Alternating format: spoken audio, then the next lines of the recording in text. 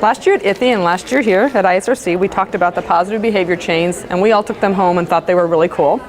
So I dissected one when I got home and thought we surely can make these, because we wanted to have one of our stations be really kind of hands-on, but they could sit and listen to the other thing I was saying. So we actually just went out and bought the supplies. I had one kind of unmade, I had one partially made. They could, we had rings, we had little clips, and essentially everyone went home with one.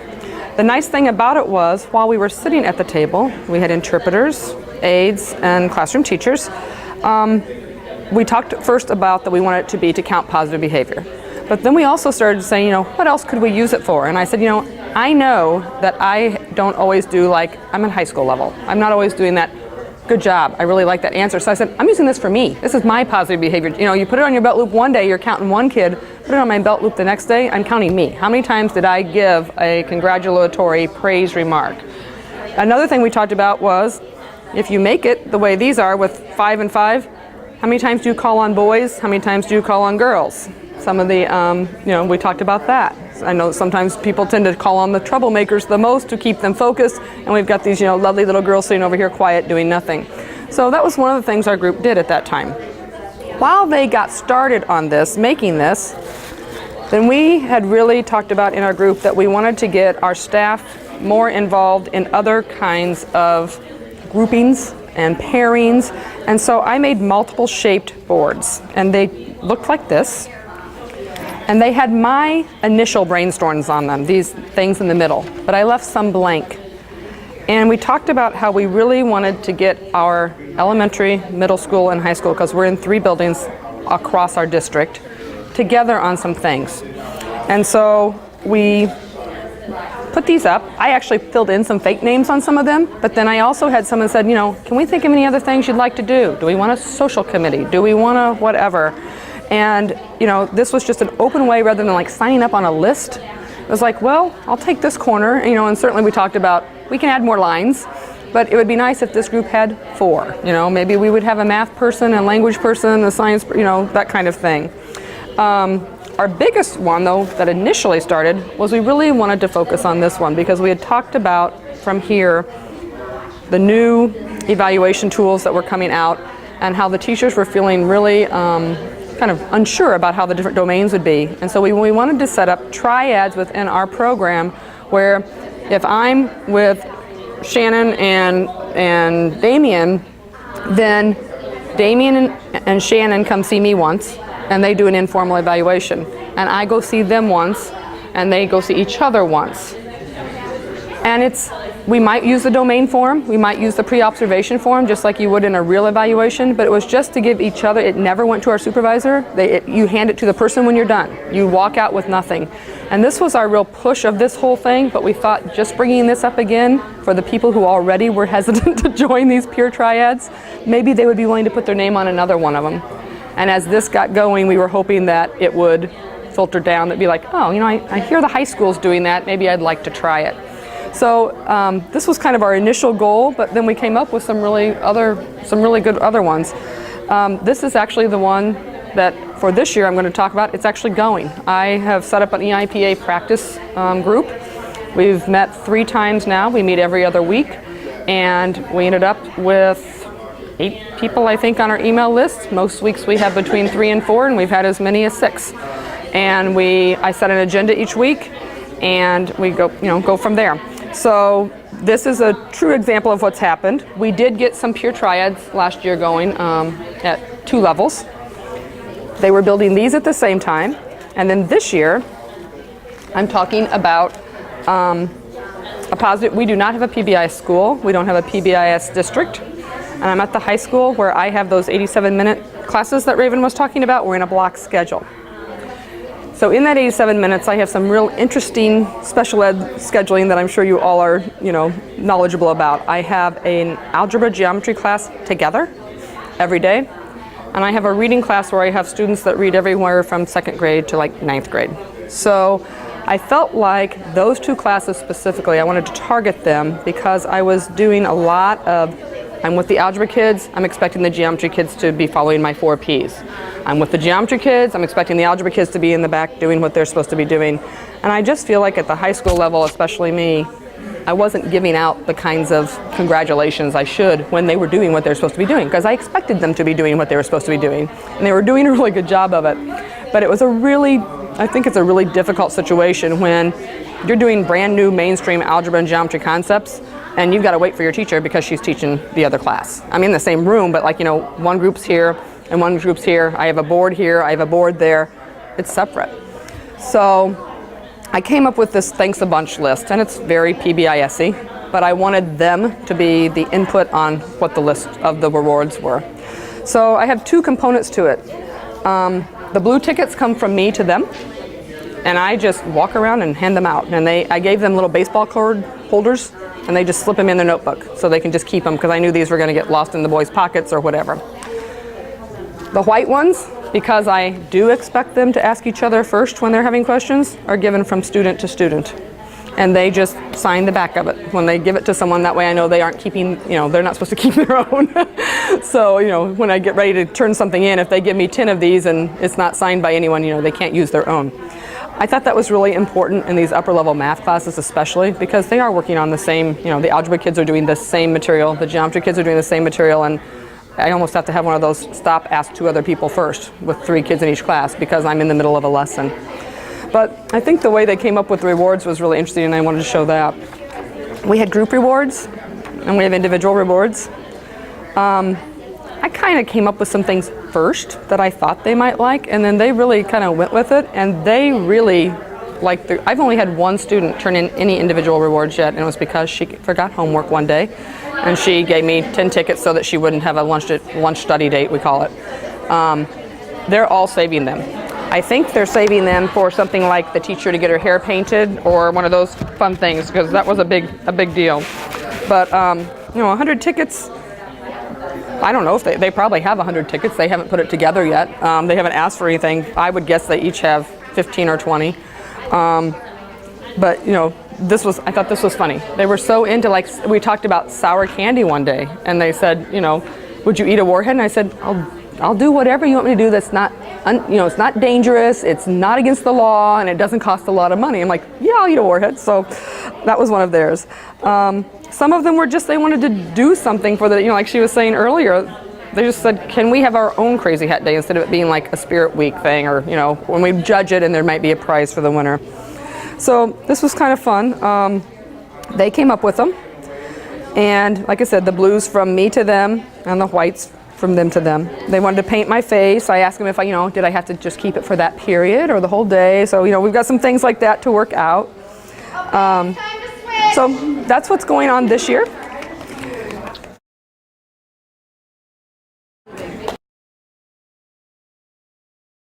Came in with my mission statement, or what I felt I wanted the staff to understand when I make decisions. It's based on this. And my mission statement to them was, we will work collaboratively to effectively and efficiently provide the best educational opportunities to maximize student growth. And so even though I had teams in 3 different buildings, I didn't want them to feel like they were competing for resources. It's not like if you make a stronger case, like I wanted it to be a unified team. And so even though we had team meetings at each building, I felt like it was important for us to come together with all certified staff, interpreters, parapros, and develop a mission statement that would guide what we did, would guide our decisions. So we started out, and we had an in-service in the beginning of the year, and we came together and said, why do we come to work each day? What is important to us? What guides what we do? And so we started working on a mission statement, and we had like one full day to work on it. And it was really long. And it's like, okay, if it's that long, how are you going to remember it? And how is it going to guide your decisions? So we kind of worked through that. And then when we had these stations at an in-service day, the interpreters and parapros were part of it at that point, so that they could come together and look at the mission statement and have feedback on it. And so we kind of came up with our mission statement and then individual beliefs. And so every week in my weekly newsletter, our mission statement will be on there, and then I'll take one of the beliefs that I think we should probably focus on that week, depending on what's happening in the program. So one of them was like solving problems with flexibility and mutual respect, or one of them is celebrating successes and focusing on the positive. So kind of depending on what's going on in the program that week, they'll know like, hey, this is something we're really going to focus on. So I'll pass this around. It's something that's important to us. It's posted in each classroom. We also pass it out to parents on a weekly basis. I will tell you, it has made a big difference because sometimes you kind of can get off track and not really remembering, hey, why are we here? Let's focus on the kids and let's get back to what really matters. And when we do make decisions, like when it's time for budget, instead of everybody competing for those resources, we'll come together. Like this past year, I know the SLP wanted a second speech and language person in our program, a second position. So she got to come in and make her case. The social worker wanted a new curriculum. She got to come in and say, okay, I would really like this, the second step curriculum, and if we purchase this, it'll look like I will be doing a collab lesson with you each group in your room. So that it wasn't just buying the curriculum. If we buy it, this is what it's going to look like in your classroom. Same thing, if we get a second SLP, my position was, okay, then it's going to be a collab language lesson once a week with each classroom teacher, so that it's truly an integrated part of the curriculum. So I think that's helped a lot. So that was one of the things that we worked on here, was just our mission statement, what guides us, how do we make decisions, how do we all buy into what is best for kids. So I'll pass those around if anybody has. So that was one of the things that we worked on this past year. We've also been brainstorming ideas so that if we do this again in the upcoming year, what are some groups that we could work on or some areas that we would target. With the 2 SLPs in the program, it has really changed some of the things that we're doing and how do we work on listening and spoken language in the classrooms. So they've been doing in-service training with our teams as well, so I think that would be a great station. Also looking at sharing videos of what's happening in the classroom. And I don't know about you guys, but we're switching to the Danielson method in terms of our evaluation tool. So we've been doing stations on, here's the evidence, where would you put it? What category do you think it would fall under? How would you take this from proficient to excellent? What's some things that, given this evidence, what are some things that we can do to change that? So just working on those kind of things are stations that I think are important for our program. Just any questions about that? No? Okay, and someone else asked too, well, how did you get to the point where, your teams are focused on that and stay focused on what you have targeted for that meeting? In the beginning, we kind of, with each team, developed guidelines or rules on how it's going to work with this team. Things that were really important are, being able to be open and honest, being able to share things without offending somebody. What happens and discussed in here stays in here. Getting that level of trust. In terms of the agendas, we go in, we have a clear agenda on what we're going to focus on that week. Each team kind of has an opportunity to share what they would like to be focused. Once in a while it changes. Obviously, if there's something going on with a student, and that's going to be our focus that week. But we'll always go back to, goes back to our mission statement again. What is important? Why are we here? And so I think that's really helped. So. I have a question. With these cards, do you send these home every week to the parents? No. In my weekly newsletter to the staff that says what's going on that week, it's posted on the top of it.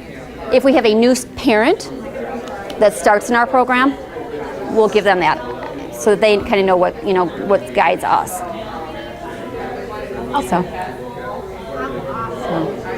How often are you meeting with each of the teams? I have a week. This week I did not, but typically I have a weekly team meeting at each building, and the social worker and SLP that works in that building is part of that team. So that happens on a weekly basis. Now, some of the teams have requested additional time, and so in addition to that lunch time, we also meet after school. I think they're starting to see the benefits of it, and we're not getting through as much as we can.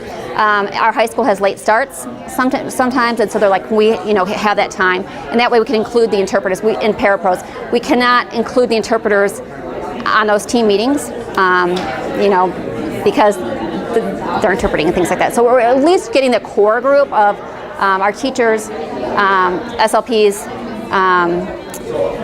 social worker, and myself. And there's sometimes where I can't be at the team meeting, but they still happen. And I can assign somebody else and say, hey, here's the agenda. And I think that the teams are now feeling comfortable with that and feel like it's important that they do that.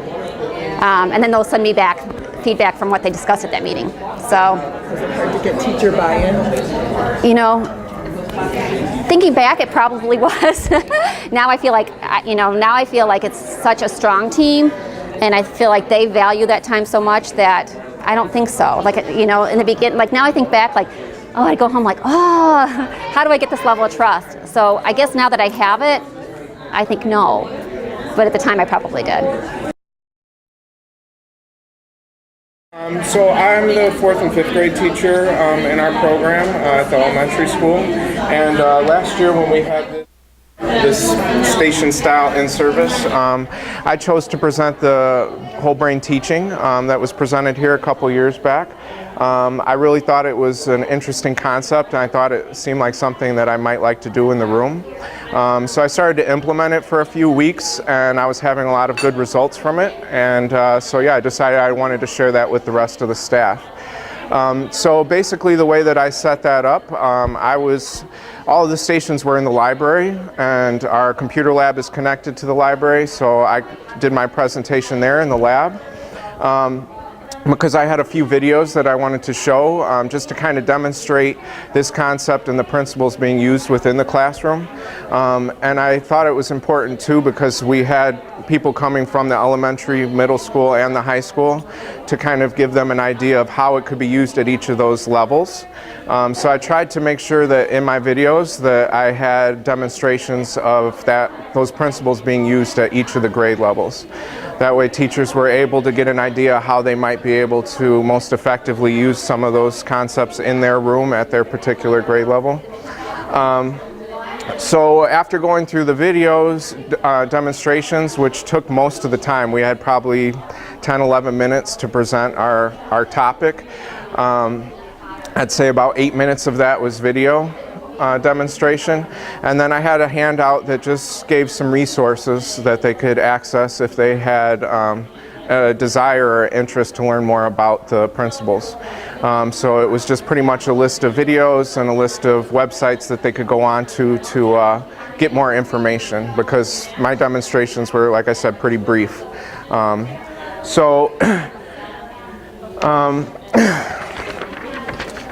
Then we, right at the end of that, we had a little bit of time left over that we kind of discussed some of the issues that might pop up in a deaf classroom with trying to use some of these principles, and some ways that you might be able to troubleshoot some of that. For this year, this past Friday, we just had a tech fair in my district, and one of the things that was presented was a class dojo.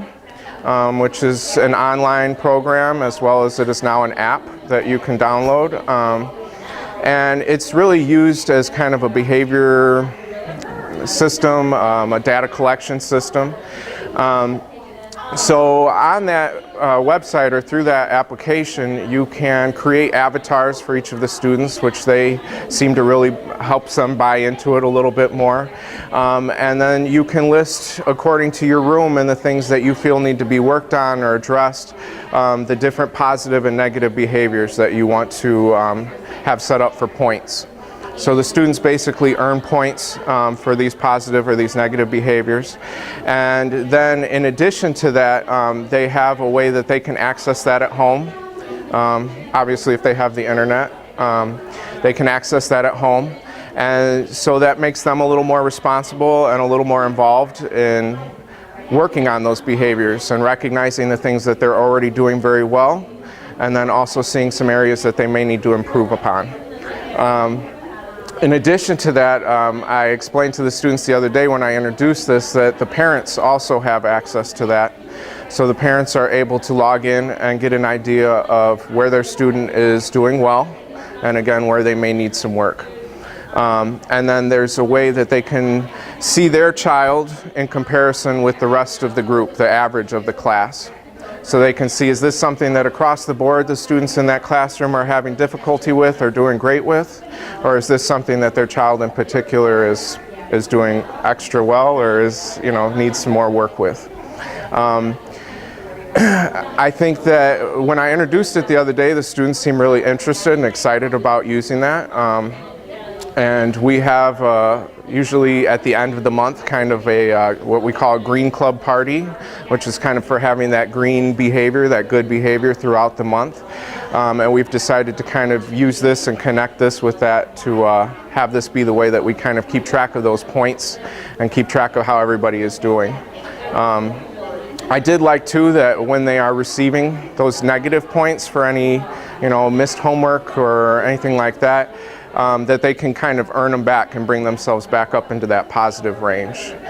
So there's always that opportunity to be in the green, have that good behavior showing through. So I was planning, this year to explain that application and how it works and explain how you can edit it to make those behaviors more applicable to your classroom in specific and what you see. And then, explain sort of how the parents and students can access that and what some ideas were for that. The presenters that presented this last Friday to us were saying that there's a lot of stuff available for free through Pinterest and through Teachers Pay Teachers. That there's a lot of activities and forms and charts and posters and things like that that you can download for free and print off. And one of the things was basically a chart that you can sit down however often you're planning to do this. I was thinking for a month, each month. So on a monthly basis we would sit down and talk about, well, if you have this many points you could cash them in for this, or this many points would equate to this. So it gives them again some more involvement and some more, they're more of a part of creating that. And so hopefully some of those motivators that we set up and those rewards that we set up are something that they are really interested in getting, and not something that I've just pulled out of a hat. I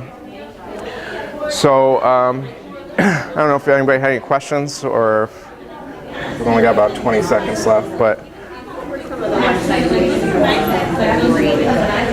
there's a ton of stuff on YouTube, just a lot of good videos on YouTube if you search for it on there. And again, there's stuff from preschool, kindergarten, all the way up through the college level on there. The Whole Brain Teaching website has a lot of good resources as well. So I mean, if you Google it, you will get just a list of resources that you could provide.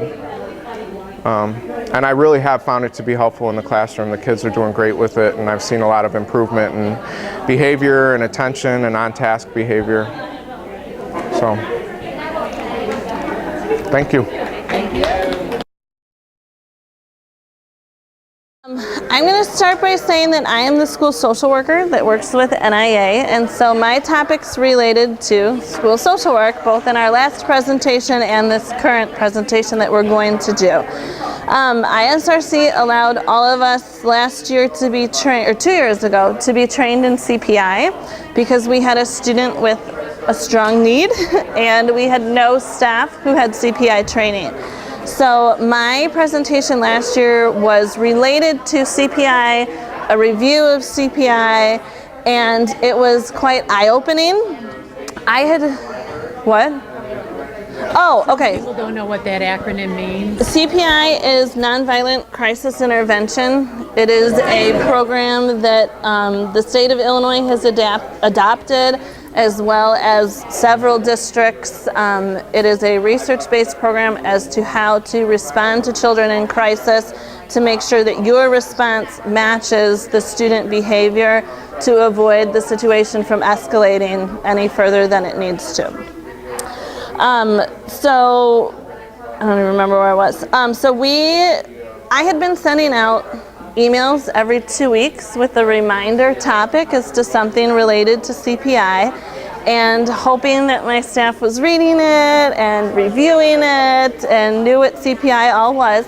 So when we sat down, I gave them this sheet, which was a review of the crisis development model, and it has the student behavior levels as well as the staff responses, and then the definitions of all of it below. These sheets were blank. The staff could not fill them out.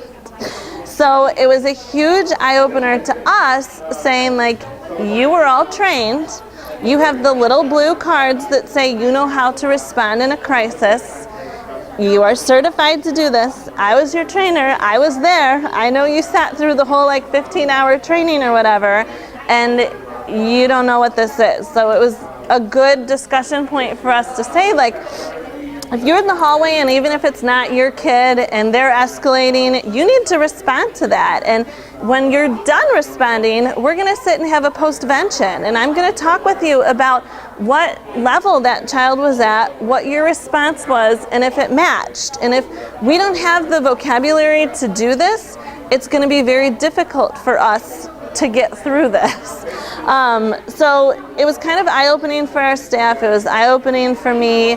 I changed my reminders to, they had to respond to something at the end of it. So like they had to think about topic.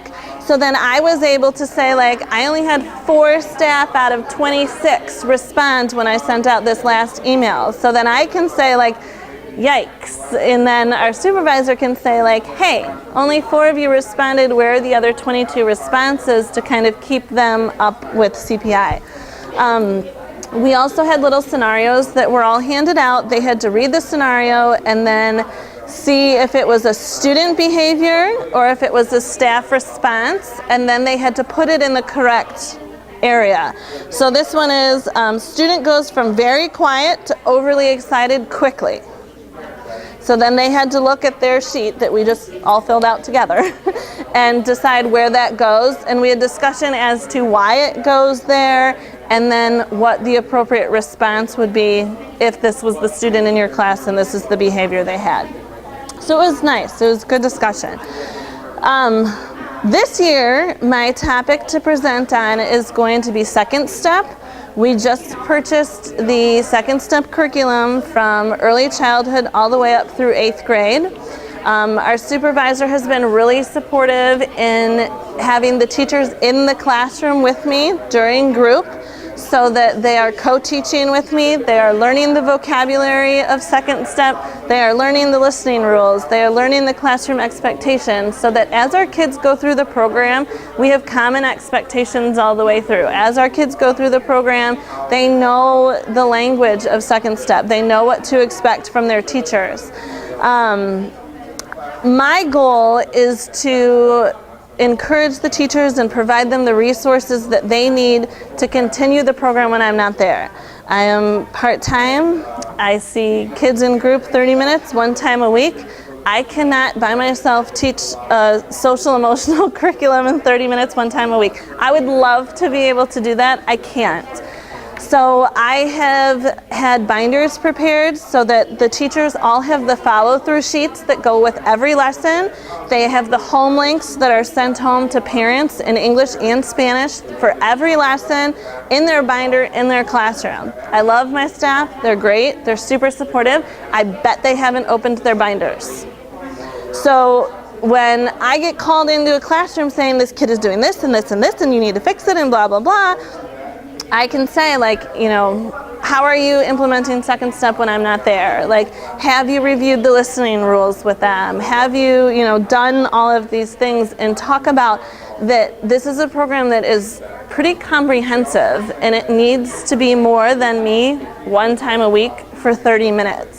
So I want them to bring their binders. I want us to go through it again. I want the interpreters there. I want the parapros there. I want them to know that if they have 15 minutes before a special starts, they can pull out that binder, they can show the picture prompt, they can ask the questions that are already there for them, and they can have that discussion with the students. It doesn't take a lot of time. It doesn't take a lot of effort. It's already set up for you. I would love to think that our parents are taking these home links and sitting down with their kids and going through them at night, but I'm a little more realistic than that. So we can do the home links in school. Like, there's no reason why we can't.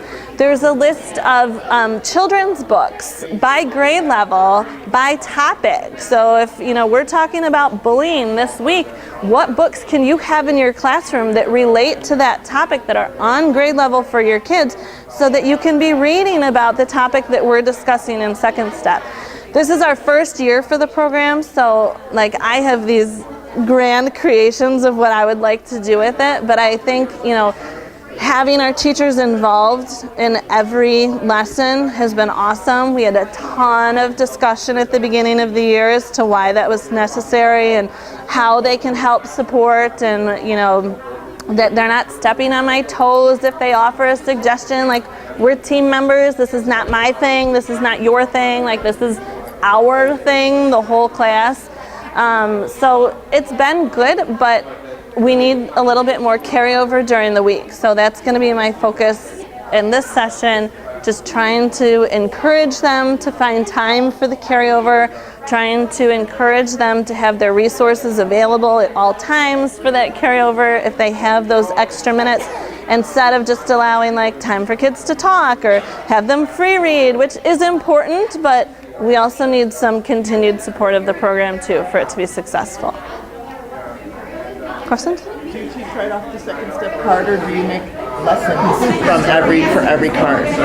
I pretty much follow the card because it is research based, but I will change the language when I'm speaking it or signing it so that the kids get it. So you don't use visuals then? I use the card. And then we do role playing and stuff like that go along with the activities that are already included in there. So.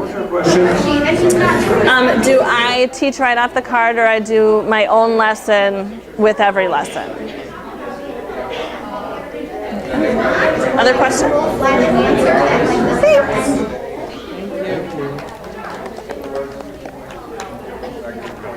Oh, yeah. You don't want to hear me over there. None. Thank you.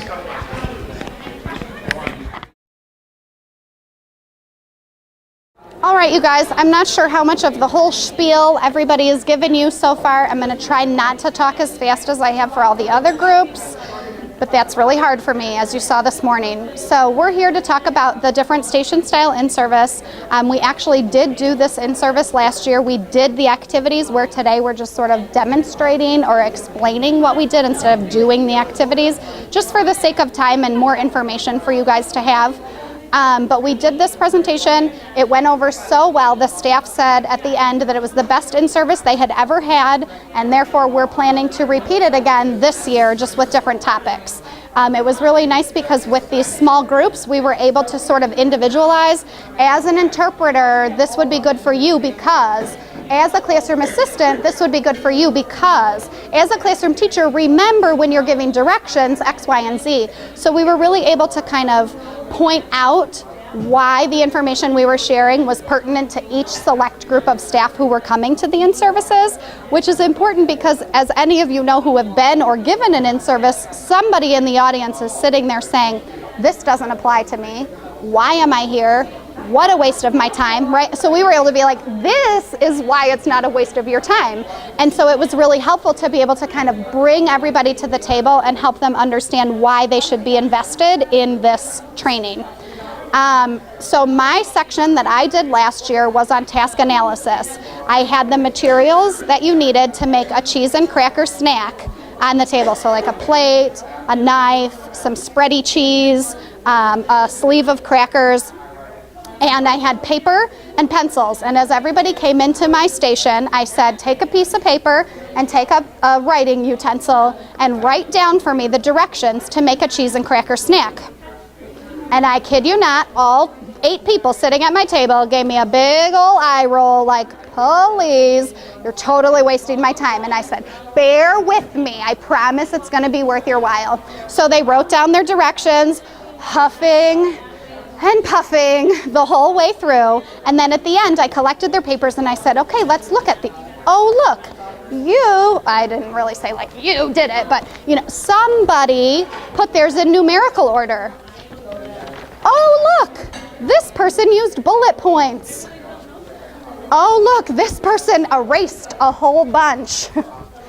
This person didn't erase, they used arrows to show they wanted to switch these 2 steps. Oh, she has them putting the crackers on their plate. How many of you said anything about the plate? Oh, we forgot we had a plate. Okay, so we were really able to talk about, we had 8 very educated, very put together, very intelligent adult people who couldn't agree on how to make a cheese and cracker snack. which was really important because we give these general directions to our students like get ready for math, do this or do that, and we don't know where the breakdown occurs. So it was really important to be able to show the staff that if we look at the specific steps, everybody had a different need. Somebody said put the knife down. Somebody else never said put the knife down, so they didn't even have another hand to get the crackers out of the bag. So we were able to see where some of the conflict and some of the challenges were happening, where individual students might break down depending on whatever their routines are at home or their expectations are at home, or the classroom teacher they had last year or their math teacher versus their English teacher. We were really able to see how these simple directions that we try to give, if we don't really think through all the steps, breakdowns are happening that we don't even know why they're not ready for math. Is it because they couldn't do step 3, or they didn't know there were 5 steps to complete? So we were really able to kind of delve into that and really dissect it. Any questions about that? This year, the point was just to show that it didn't matter how you got to the end, that the steps could be different, but you got to the same goal. did you get the question? Yeah. Okay. The point was just to show them that there are different ways to go about the same task. And while we maybe have one particular expectation, every single person in the room might have a different expectation what that is. So it's really important to clearly give the steps and the expectation and to see where within those steps the breakdown happens so we can put an intervention in the correct place. That creates a lot of flexibility with the teacher's thinking and not so, rigid. All right, so then this year what I'm going to do is talking about the functions for intervention. I'm going to have some different scenarios that I read to the staff, and each person in my group is going to have a voting card. So green will be that the student is trying to get something, and red will be that the students are trying to escape or avoid something. So I'm going to read the scenarios. Everybody all at once, ready, okay, is going to hold up their voting card whether they think it is to escape something or whether it is to get something. Now the tricky part is no matter what the scenario is, it could be either answer. So within the group, we will have people who believe, oh, he's doing that to get some attention. Oh, no, he's doing that because the math is too hard. He's trying to get out of math. And then we can start some dialogue about, even though you have the same behavior, it may be occurring for different reasons. We need to know what those reasons are so that we can implement appropriate interventions. And that's really sort of the highlight of that piece and the takeaway from that piece, and talking to them about, let's say you have a student who doesn't do their math homework, and let's talk about why they might do that to get something. What might they get by not doing their math homework? Maybe they get some one-on-one attention from Miss Julie in their study hall to catch up from the math homework that they didn't complete. Maybe they escape a chaotic study hall situation by getting to go up to resource for individual help. Even similar situations may lend itself to very different functions, which will be important for them to sort of explore and dialogue about and try to see how that's all working. Of the staff who come to these trainings, I think that idea of the various functions is very familiar, but I think for people who don't get this sort of instruction all the time, they're not really aware that there are 2 choices or how those 2 choices might apply to the same behavior. I see a lot of teachers who say, well, I had Johnny who didn't do his homework, and so this is the intervention I put into place, but then Sarah doesn't do her homework, and I did that, and it didn't work. It didn't work. And I say, well, maybe Sarah's doing it for a different reason. And so it's really important to consider that. As you guys around the table know, but a lot of the other staff people that we were able to do the in-service with really didn't. Let's put on 3 seconds for like 2 minutes. So I don't know what that's doing. Okay. Any questions? I have a question. So if the same behavior could be 2 different functions, then the teacher has to determine when the behavior occurs, whether they think it's for attention or escape, in order to apply an intervention each time, right? And then if it's not working, typically we know if you use the intervention and it doesn't work, that you have the wrong function. But in this case, it may be either function. So that just makes it more difficult. Yeah, and that would be the point of it, just to show them that it could be the same behavior in two different students, but maybe they're doing it for a different reason. A lot of teachers get in the habit of, oh, well, I had a kid who talked out in class a lot, so this is what I do about it. And it doesn't really matter what the behavior is. You have to really focus on what the function of the behavior is, and that's the really key part. I don't need to know every single time the kid ever talked out and exactly what he said. I need to know why they were doing that in order to plan for an appropriate intervention. But I think Steve made a good point that you also would have a student who maybe is engaging in the same behavior for two different reasons, but that wouldn't really be the focus of this piece of my 8-minute in-service. All right, I think we're going to wrap up.